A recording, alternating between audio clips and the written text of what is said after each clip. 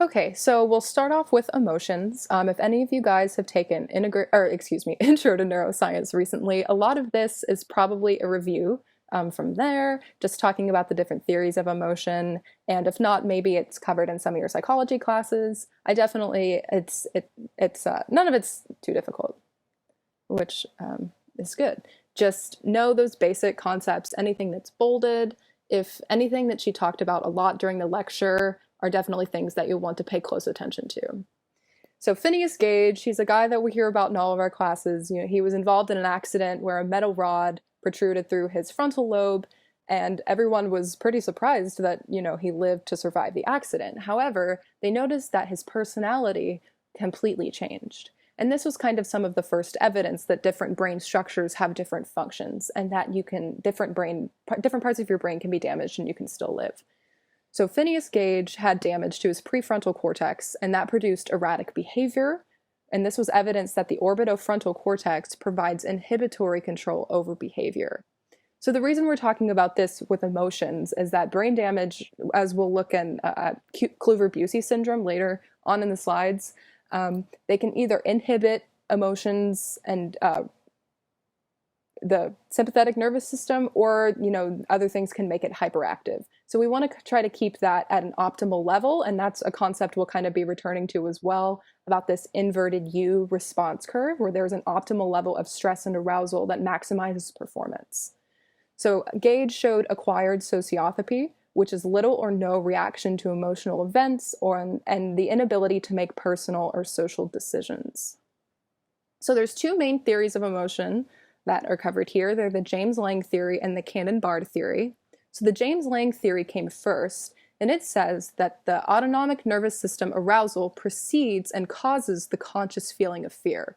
So that basically says if you see a snake or a bear or something that's inherently produces fear, then you'll have autonomic nervous system arousal first. So that's the triggering of your fight or flight response, you know, sweaty palms, increased heart rate, increased blood pressure, and it's those physiological responses that make us feel fear. So an environmental event triggers a behavioral, autonomic, and hormonal changes, and then the feedback from those changes is actually what produces the feeling of emotions. But Cannon, Bard, and Britton came in a little bit later and had some critiques to this theory, and they thought that the conscious feeling of fear actually occurs first, and that elicits the bodily changes such as sweaty palms, increased heart rate, or increased blood pressure. So the best way, I think, to learn these is just looking at, this second bullet point here is definitely the key. You need to know which one's which. Knowing which one came first can be helpful, especially when we're looking at the particular critiques of the James Lange theory. But this is definitely a little detail that you'll need to have down. So the modern view now is obviously a little bit more nuanced than either of these two theories by themselves. So we generally think that either the autonomic nervous system arousal can come first, or the conscious feeling of emotion can come first, and they have feedback systems that influence each other. And generally, as you feel more, you can make yourself anxious from a test or something that generally wouldn't elicit fear, something like a snake or a bear, and that can cause overactivation of the sympathetic nervous system. So generally, we think that emotions are the outcome of a dynamic interaction at the level of the amygdala of the peripheral factors that are mediated by the hypothalamus and those systemic hormonal responses, as well as central factors mediated by the cerebral cortex. So there's three types of responses that our body undergoes after intaking a fearful stimulus, and that's behavioral responses, and that's things like appropriate muscle movements, including an aggressive posture, growl, or showing teeth. There's autonomic responses, which are the activity of their sympathetic, generally, nervous system, and that facilitates behavior. So activating this sympathetic or fight or flight nervous system is characterized by things like increased heart rate, dilated pupils, and blood flow towards those striated muscles, or your skeletal muscles. And then there's hormonal responses, which facilitate the autonomic nervous system activity by releasing hormones into the bloodstream, allowing for a systemic response. So when you think of hormonal changes in response to stress, we usually think of cortisol, and we'll talk about the HPA axis a little bit later on. So here we're going back to what I was talking about before. It's the inverted U response curve. It basically states that a moderate amount of stress or arousal produces optimal performance. And too low stress either causes, in this case it says boredom, but high levels of stress and anxiety can actually inhibit performance. So the James Lange theory, as we said, believed that autonomic nervous system arousal preceded the feeling of emotion. But Cannon, Bard, and Britton came along and had some critiques of that theory. So they found that if you completely separate the viscera or, the rest of your body from the central nervous system, it does not alter emotional behavior. So they lesioned the sympathetic nervous system in cats, and they found that they still showed signs of rage at a barking dog. So in this case, the emotional feeling of rage was bypassing any kind of sympathetic nervous system arousal because the two weren't connected. So secondly, the same visceral changes occur in very different mental states and emotions. So sometimes you can be anxious or feel fearful or happy or, like really, really excited. And sometimes the actual physiological changes can look very similar, even though the emotions are very complex and different. So that doesn't exactly make sense. If the visceral changes precede the emotions, then how can the same visceral changes produce very different emotions?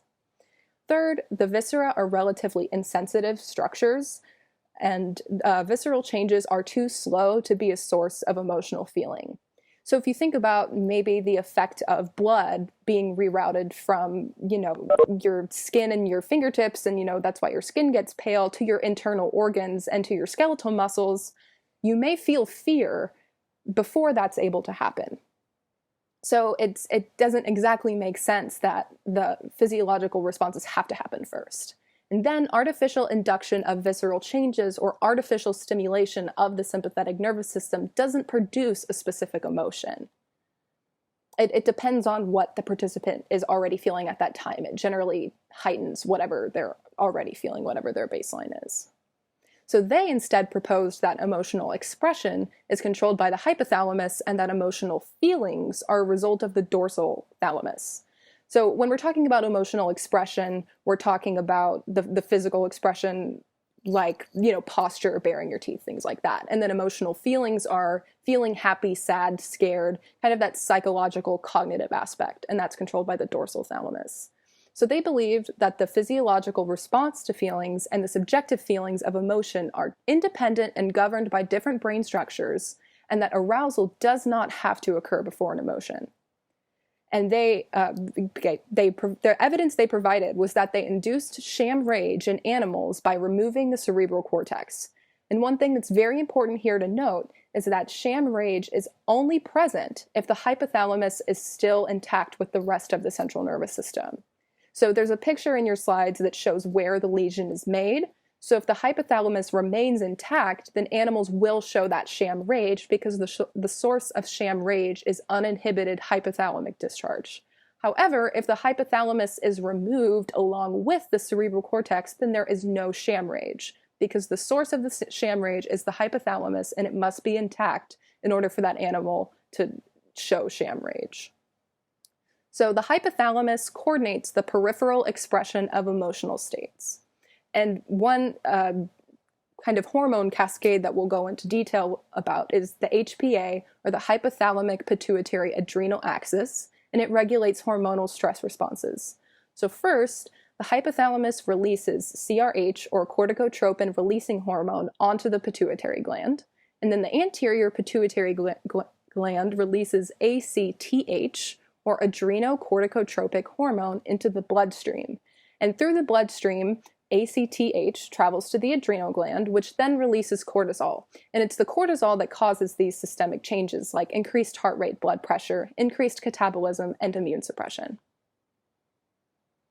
So the PAPE circuit includes hippocampal fibers projecting to the mammillary bodies, the mammillothalamic tract, the anterior thalamic tract, or nucleus rather, the cingulate gyrus, and then the hippocampal formation. So more recently, it has been expanded to include the amygdala and the prefrontal cortex and the septum, and this is basically just trying to understand what circuits, what brain areas are involved in emotions and the activation of our sympathetic nervous system. So the limbic system are a couple of deep brain structures, most notably the amygdala and the hippocampus, that are associated with emotions. And Kluver-Bucy syndrome demonstrates the importance of the amygdala in emotions. So they induced bilateral amygdala lesions in monkeys, and the symptoms were docility and decreased emotional responses. They started eating inappropriate objects, just things that weren't food, and they also overate, and they also had hyperorality, hypersexuality, and visual agnosia, which is they didn't recognize things that should usually be recognizable. So instead of fearing snakes, the monkeys tried to pick them up and play with them. And this is because of bilateral amygdala lesions. So we usually think of the amygdala as the source of kind of this primal rage, the fear, fight or flight fear, the cognitive aspect of fight or flight response. So usually with an intact amygdala, you would expect monkeys to be afraid of snakes. But if you lesion the amygdala, they don't have that kind of drive to fear snakes, and they just think they're fun, and they try to play with them and eat them, even though that would be very dangerous in the wild. So the amygdala is key for emotions, and it mediates emotional behavior and motivation by evaluating the emotional value of sensory stimuli. So that's kind of this process of comparing what you're experiencing to things that you already know. So the interface between the amygdala is the interface between the limbic system and the extrapyramidal motor system. And it has many inputs and outputs, including the sensory cortex, the prefrontal cortex, the hippocampus, modulatory neurotransmitter systems, as well as the hypothalamus. So it's really key for integrating all different sensory and motor functions with emotions. And here's a slide talking about the different paths of the amygdala. So here, if you see the long route, it goes from the sensory cortex to the lateral nucleus of the amygdala, then the basal nucleus, and from there it can go to the central nucleus or to these accessory basal nucleus. And then the short route goes from the sensory thalamus to the lateral nucleus and then straight to the central nucleus. So the hypothalamus activates the adrenal gland, like we talked about earlier with the HPA axis, and that releases adrenaline. Adrenaline is the same thing as epinephrine into the bloodstream, and it causes the following. I wouldn't say you necessarily need to, spend all your time trying to memorize these. I know they give a lot of examples throughout your slides, but some of these come more intuitively than others, like dilated pupils, hair standing on end, blood coagulating. These are all things that your body will do during really stressful experiences to try to prioritize survival. It's the opposite of rest and digest. So your air take will increase, bronchioles relax to allow more air into your lungs, your blood pressure rises, your muscles contract, blood vessels and your skin contract, and your skin turns pale, and other blood vessels dilate. So I find this concept to be kind of a little bit confusing, and this may be getting into details here. But if your blood vessels contract and they get smaller, then that decreases blood flow. And then if blood vessels dilate, that increases blood flow. So the way that I like to think about that is it's a lot easier to push a bunch of water through a hose that has a large diameter compared to a small hose. So if you dilate, that's like the bigger hose, and it's easier for water to flow through. So also the liver releases glucose and the bladder empties stored urine, because glucose is key for, generating ATP and creating energy for your muscles to contract and run, whereas your digestive system, your urinary system, these things are not key to survival. So resources will be diverted away from those systems. So we covered fear conditioning a little bit in the learning and memory section, so hopefully some of this is a little bit of overlap. So here we're, in this diagram, you're pairing the conditioned stimulus, which is a tone, with the unconditioned stimulus, which is electric shock. And then the behavior is freezing. And freezing is the typical fear response that's measured in rats to determine if they've acquired this fear response. So first, on the first day, they will habituate to make sure that it's not their surroundings or, whatever cage you're putting them in that's eliciting the fear. And then on day 2, conditioning consists of playing a tone and then giving the rats a foot shock. So the foot shock is the unconditioned stimulus because it elicits the response on its own. You don't have to train a rat to be afraid of a foot shock. And the tone is the conditioned stimulus because you do have to train the rat to fear the tone, and it wouldn't fear the tone if it were not paired with the shock. And then you test this fear response by playing the tone by itself and seeing whether or not the rat freezes. So with or without the tone, the rat will freeze in response to the shock. And then you play the tone alone and see if they continue to freeze. So we know that the amygdala is involved in associating neutral stimuli with primary reinforcers, whether they're positive or negative. And this is known as associative learning.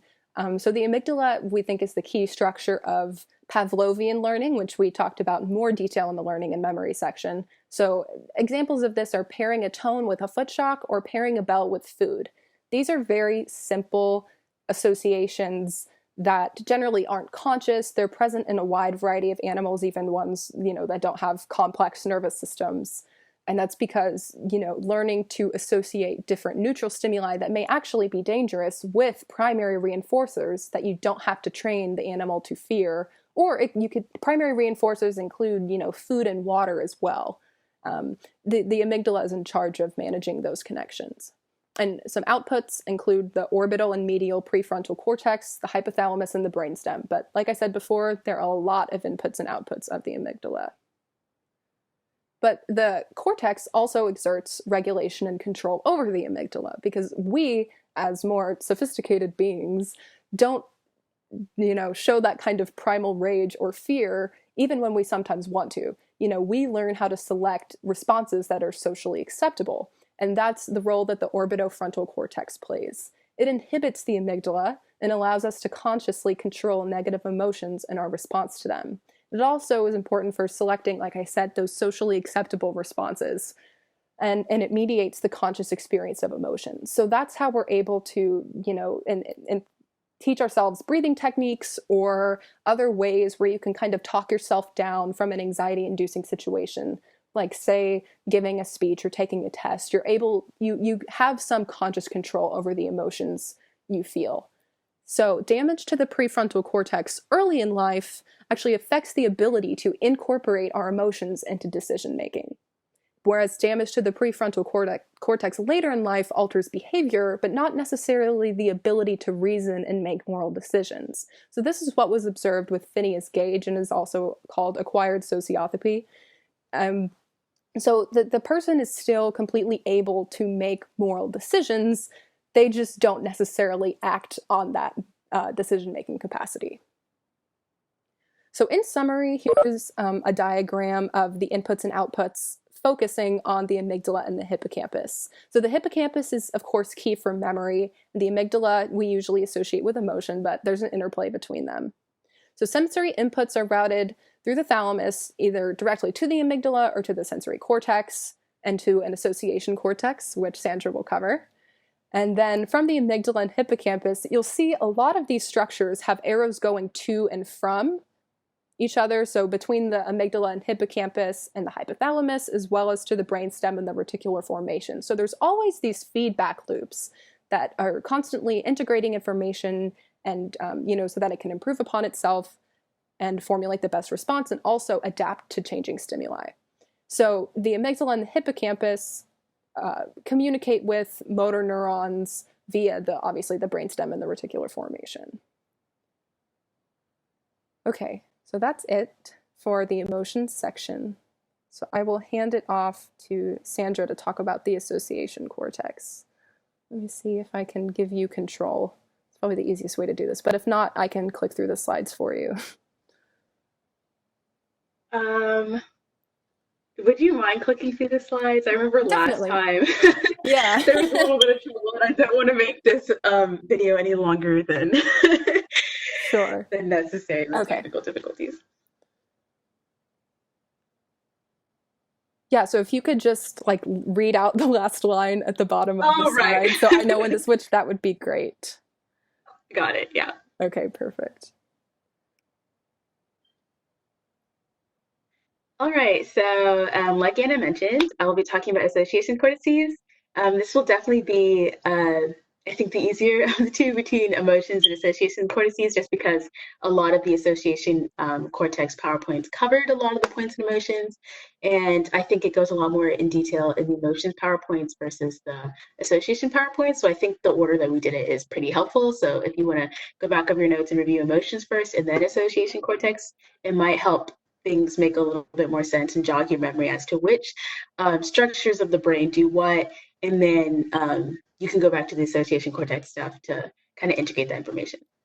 So to begin, association cortexes are parts or cortexes or areas of the brain that integrate information from sensory, motor, and emotional areas.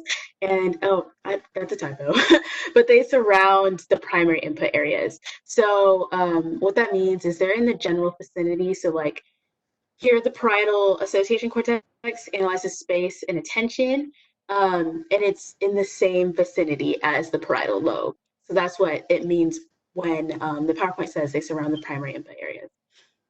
The temporal association cortex, particularly near the hippocampus, is for high order visual and auditory processing and language.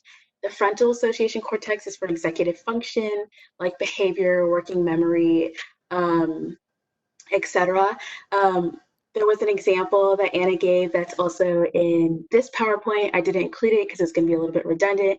But Phineas Gage, the patient with the rod that went through his eye, it actually went through an association cortex.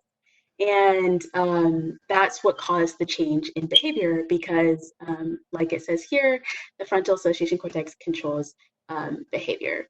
Um, yeah, the projections from all of these cortices, all of the association cortices travel to the prefrontal cortex, which is what this picture down here is representing, in a reciprocal, parallel, and hierarchical fashion. So what does that mean?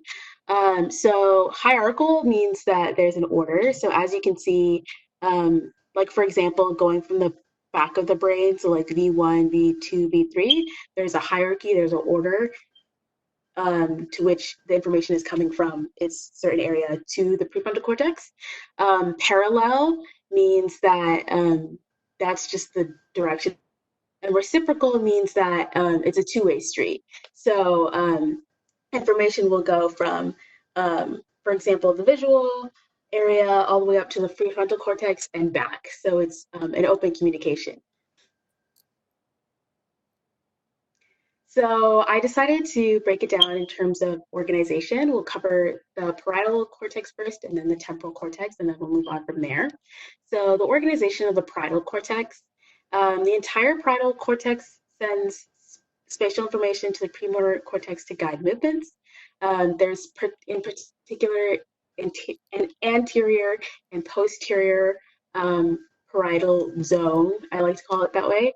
The anterior area projects to the primary somatosensory cortex. The posterior area is the where. It integrates somatic and visual information to control movement, what we think of as spatial information. And lesions to the parietal area is going to cause apraxia, which is the inability to perform learned movements. So these are movements that you already know about and that you've already learned. And you may have the intention and the willing to perform those movements, but a lesion in this area will cause an inability. So even though you could say, oh, I want to, I guess what's a good example of a learned movement? If you want to perform, if you, I guess, play an instrument or something that's learned and you have the will to do it, it doesn't hinder your will or it doesn't hinder your thought process to do the movement, but it hinders the ability to perform it. And lesions here also cause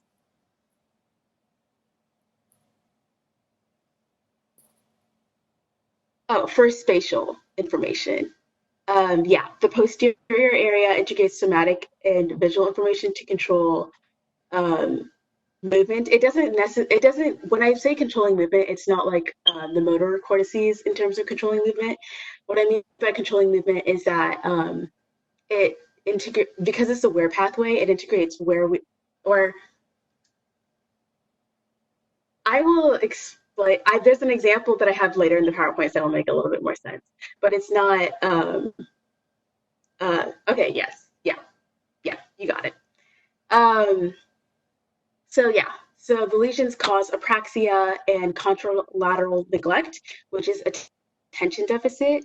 And there was an example that she put in the slides. I like this picture over here. So attention deficit isn't necessarily blindness or anything like that, but what it is an inability to pay attention to a certain half, which is why it's contralateral, depending on the contralateral side that's been affected.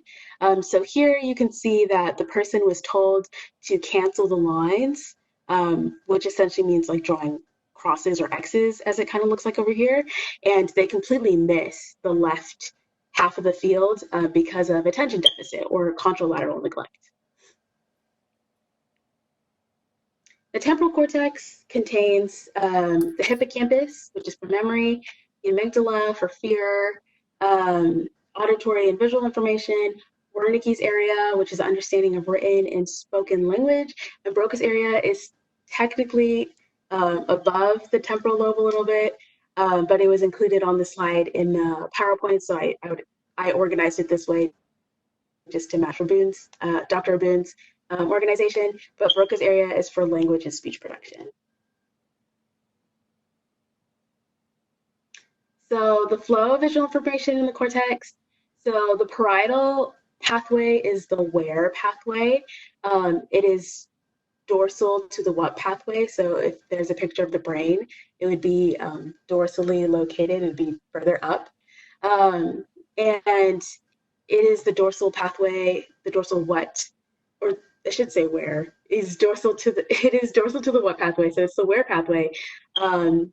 And it's where spatial information that is needed to guide our movements travels along this pathway. So what I mean by that is, for example, if you're trying to pick up a cup, you need some information. It's essentially proprioception information, if you think about it a little bit, because you need to know where objects are in relation to you. You need to know where your arm is in relation to the rest of your body. So that's what the parietal pathway does. And that's what I mean when it says that it's needed to guide our movements.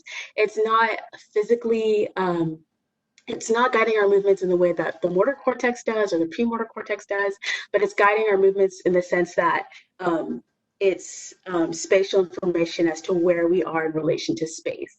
So depending on where we are in relation to space, for example, if there's a cup like a foot away from me, my brain is able to integrate the information as to how I need to guide my movements to reach out for that cup, as opposed to if this cup was 10 feet away from me, it integrates the spatial information needed to guide our movements as to how to interact with objects in space. So the main takeaway for the parietal pathway or the where pathway is really it's the pathway that integrates where things are in space. And that information is important because we need to know where things are in relation to each other and in relation to us. And that includes our own limbs, legs and arms and stuff. The temporal what pathway is ventral to the parietal pathway because the parietal is dorsal, temporal is ventral. And it is the object recognition pathway. So it is going to be integrating information about the details of an object. So what this object actually is and what it looks like. And it integrates all sorts of different information, visual information, memory information, as to what an object actually is.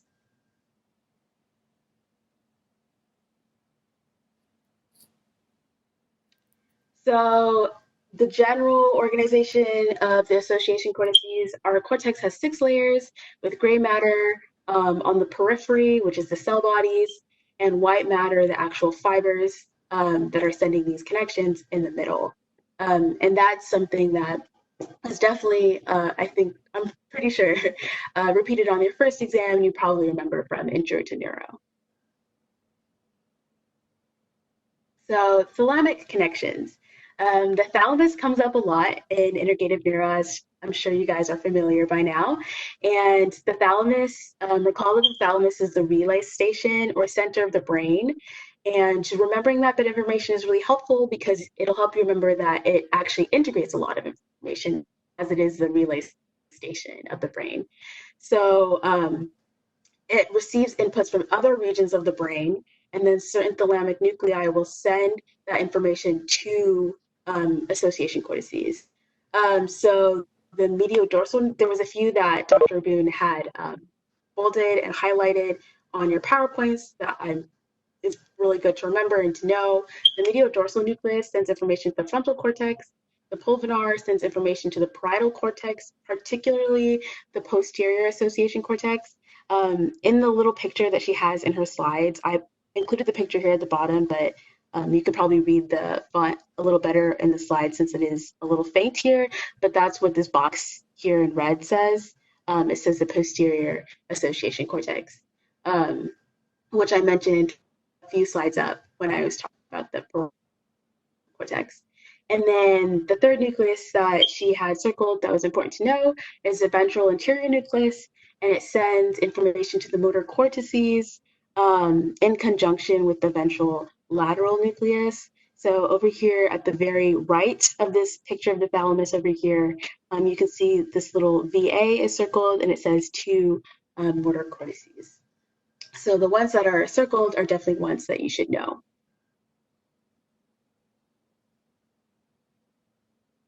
So inputs and outputs of the basal ganglia, this was something that was on the association cortex slide.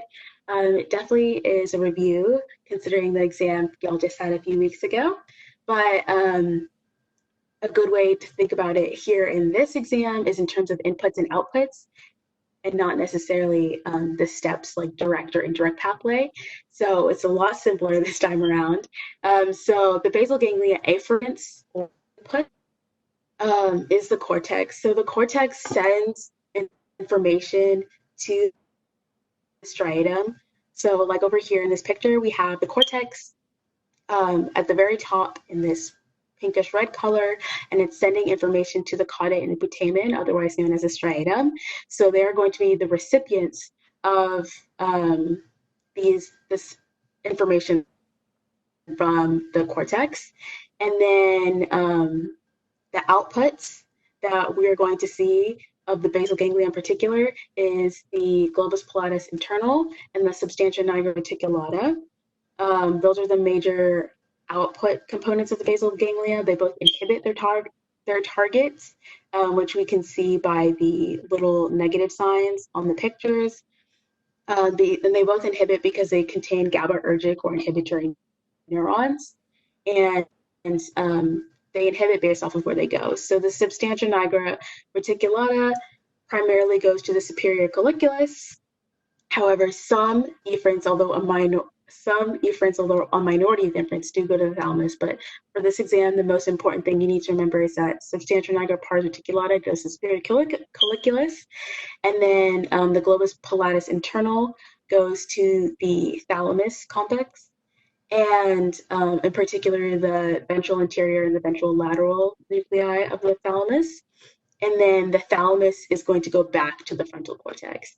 So just out of the slide, really important thing to remember is that the input, it goes from the cortex to the striatum, and then as the information is leaving the basal ganglia, it's going to leave through the globus pilatus internal or the substantia nigra reticulata to its targets. And the targets are either superior colliculus or the thalamus. And if it's the thalamus is going to go right back to the cortex, in particular the frontal cortex, and relay that information. So the limbic system was touched upon a little bit. So the limbic system's main function is regulating our emotions and motivations. It includes a lot of different structures. Anna touched on a lot of them in a lot more detail, so I didn't want to overload you guys with the same information, but definitely know the structures that she has listed in this picture over here in the bottom right, but it includes the amygdala, the hippocampus, mammillary bodies, hypothalamus, cingulate gyrus, parahippocampal gyrus, just to name a few. Definitely, like I said, be familiar with the flow of this picture. So if it helps to write it out, if it helps to draw it, I would do that. And yeah, be familiar with the flow of information in this picture. So the cerebellar cortical outputs and flow of information. is fairly simple. So in terms of the cerebellum, it's going to start at the cerebellar cortex, and it's going to go to the deep cerebellar nuclei, um, dentate or interposed nuclei, however you're familiar with it. And then it's going to travel to the ventral lateral thalamus via the superior cerebellar peduncles. So the superior cerebellar peduncles is going to act as kind of this pathway that's going to connect um, information from the deep cerebellar nuclei to the actual thalamus. And then the thalamus is going to relay that information to the primary motor and premotor cortex. So, just a thing that I want you guys to start thinking about, and as you're studying, is really pay attention to if you start getting confused with all these pathways. One thing, like I mentioned earlier, to really keep in mind is that the thalamus is like the relay center. So, in all of these pathways, the thalamus is almost always the second to last stop before it goes back to the cortex. And that's because the thalamus kind of, if you want to think of it as like kind of collecting all the information before it sends it out to the cortex. You can think of it that way, but the thalamus will almost always be the second to last stop before it goes back, before information goes back to the cortex or reaches the cortex at all. Yeah, and that was the association cortex. It's pretty short and sweet. A lot of it is repeated or, if I could say, re-emphasized in other chapters and other parts of this exam. So you guys should, if you have any trouble with it, definitely reach out to us. But I think it'll definitely be the chapter that's a little bit kinder to you in terms of studying.